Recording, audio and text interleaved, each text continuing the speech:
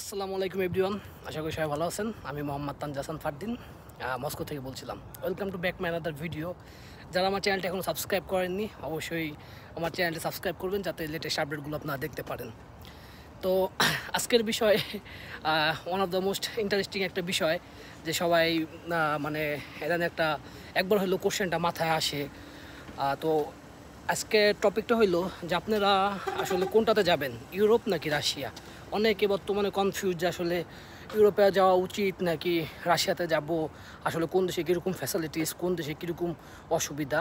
এখন কারটা কীরকম I don't know, but আমি আমার নিজেরটা আপনাদের কাছে শেয়ার করি যে আসলে আমি কেন রাশিয়াতে আসলাম, আমি রাশিয়া থেকে কী কী সুযোগ সুবিধা পাইলাম, অথবা আমার মনে করেন যে রাশিয়া থেকে কী কী সুযোগ সুবিধা পাওয়ার জন্য আমি রাশিয়াতে আসছি।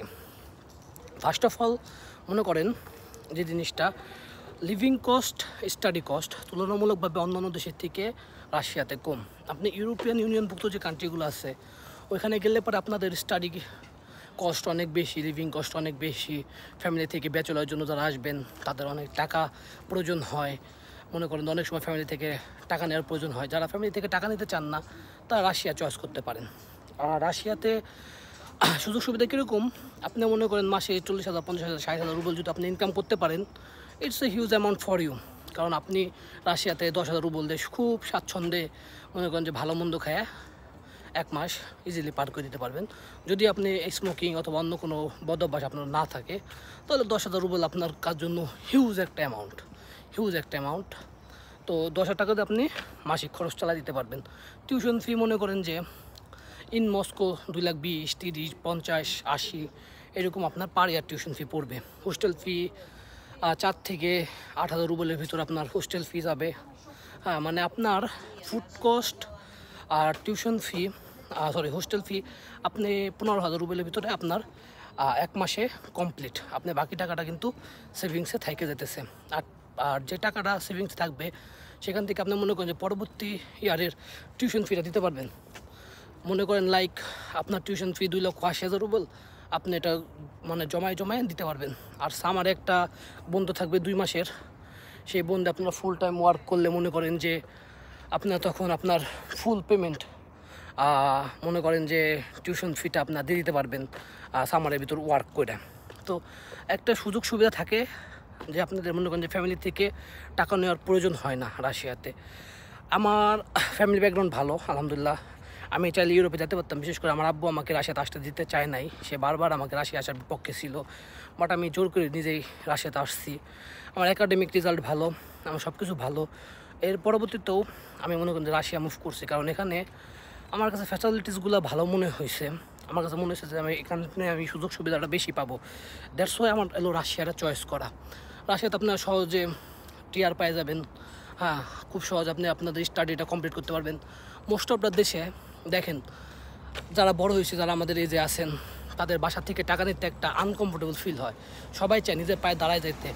আমার আব্বু যেমন আমার পিছনে 10 লাখ টাকা ইনভেস্ট করে ছাড় দিছে, আমি এখন কী করতেছি, নিজের খরচগুলো নিজে বহন করতেছি, নিজে ইনকাম করতেছি, নিজে ভাঙতেছি, মানে আমি আমার নিজের পায়ে এখন দাঁড়াই গেছি। বাট ইউরোপিয়ান কান্ট্রিতে গেলে আমি ব্যাচেলার জন্য যদি যাইতাম, তাহলে পরে অনেক সময় হয়তো ফ্যামিলির থেকে একটা সাপোর্ট নিতে হইতো।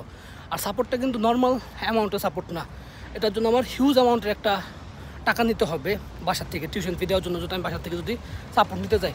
কারণ আমার অনেক ফ্রেন্ড ইউরোপিয়ান অনেক কান্ট্রিতে আছে, আমার অনেক ফ্রেন্ড অস্ট্রেলিয়াতে আছে, কানাডাতে আছে, সুইজারল্যান্ডে আছে। তো তাদের কাছ থেকে শুনছি যে তারা অনেক সময় ফ্যামিলি থেকে সাপোর্ট নেওয়ার প্রয়োজন হয়।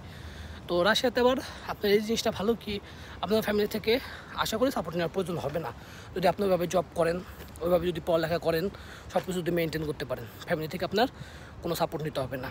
রাশিয়াতে ইনকাম কম, বাট আপনার একটা জিনিস মাথায় রাখতে হবে অবভিয়াসলি, এখানে ইনকাম কম, খরচও তো এরকম কম, বুঝতে পারছেন। আবার মনে করেন যে ইউরোপে আপনি মাসে 3 লাখ টাকা ইনকাম করলেন, আপনার 2,50,000 টাকা খরচ চলে যাবে। এখানে আপনি মাসে 1 লাখ টাকা ইনকাম করতেছেন, আপনার খরচ যেতেছে 20,000, বুঝছেন। তো এই জিনিসটা আপনার হিসাব করলে পারে আমার কাছে মনে হয়েছে, আপনাদের কাছে কি মনে হয়েছে আই ডোন্ট নো, বাট আমার দিকে মনে হয়েছে যে ইটস গুড ফর মি। আমি কিন্তু স্টুডেন্টদের কথা বলতেছি। অনেকে আবার কমেন্ট করবেন, অনেকে আবার অনেক কিছু বলবেন যে না এইটা ভালো হইতো, এটাতে ইনকাম বেশি এই হইতো। আমি প্রথমে আবার উল্লেখ করে নিলাম যে আমি স্টুডেন্ট টপিকে এখানে কথা বলতেছি, স্টুডেন্টের ব্যাপারে আমি কথা বলতেছি। কারণ একটা স্টুডেন্ট যখন ইন্টারন্যাশনাল স্টুডেন্ট ভালো কান্ট্রিগুলোতে তখন পড়তে যায়, তাদের টিউশন ফি অনেক বেশি থাকে, তাদের কস্টিং অনেক বেশি থাকে। তার জন্য মনে হয়েছে আমার কাছে ইউরোপের থেকে আমার রাশিয়াটা আসা বেটার হবে। পরবর্তীতে আমি চাইলে আমি মাস্টার্সের জন্য আমি অন্য কান্ট্রিতে মুভ করতে পারি, হ্যাঁ, মাস্টার্সের জন্য আমি অন্য কোথাও মুভ করতে পারি।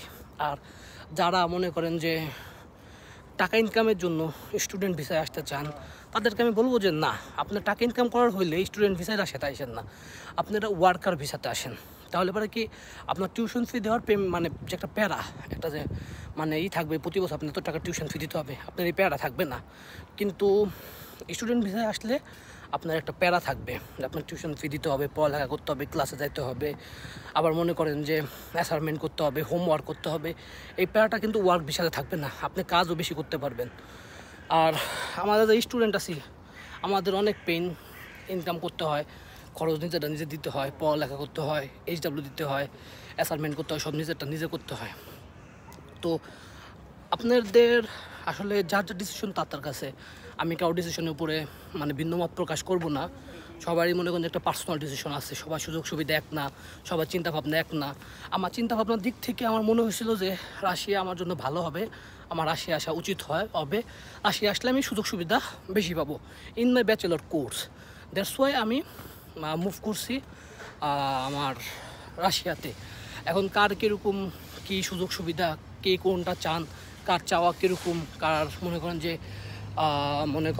একটা আছে না যে কার ফ্যাসিলিটিস কীরকম দরকার, সে মনে করেন যে ওইটা মনে করেন যে করতে পারবেন, ওই সুযোগটা বুঝলেই আপনি মুভ করতে পারবেন। তো ইউরোপে লাইফ স্টাইল উন্নত, মস্কো কিন্তু ইউরোপের ভিতরে পড়ছে, অনেকে হয়তো জানেন কি জানি না, মস্কো কিন্তু ইউরোপের ভিতরে। রাশিয়ার অর্ধেক ইউরোপ, অর্ধেক এশিয়া, অর্ধেক না 40% ইউরোপ আর 60% ইন এশিয়ার ভিতর পড়ছে। তাদের লাইফ স্টাইল সব কিছু ইউরোপিয়ান কালচার। আপনি আসলে এইসব দেশগুলোতে না আসলে বুঝতে পারবেন না যে আপনি আসলে ইউরোপে আছেন কি নাই। রাশিয়াতে যখন আসবেন তখন আপনি বুঝতে পারবেন really you are now in Europe. তো আমার ভিডিও যদি ভালো লাগে, কোনো ইনফরমেশন পেয়ে থাকেন, তাহলে অবশ্যই আমার চ্যানেলটা সাবস্ক্রাইব করবেন এবং পাশে থাকা বেল আইকনটি ক্লিক করবেন, যাতে আরও লেটেস্ট আপডেট আপনাদের মাঝখানে আমি তুলে ধরতে পারি। এবার মতো ধন্যবাদ, আসসালামু আলাইকুম, দেখা হবে অন্য কোনো একটা ভিডিওতে।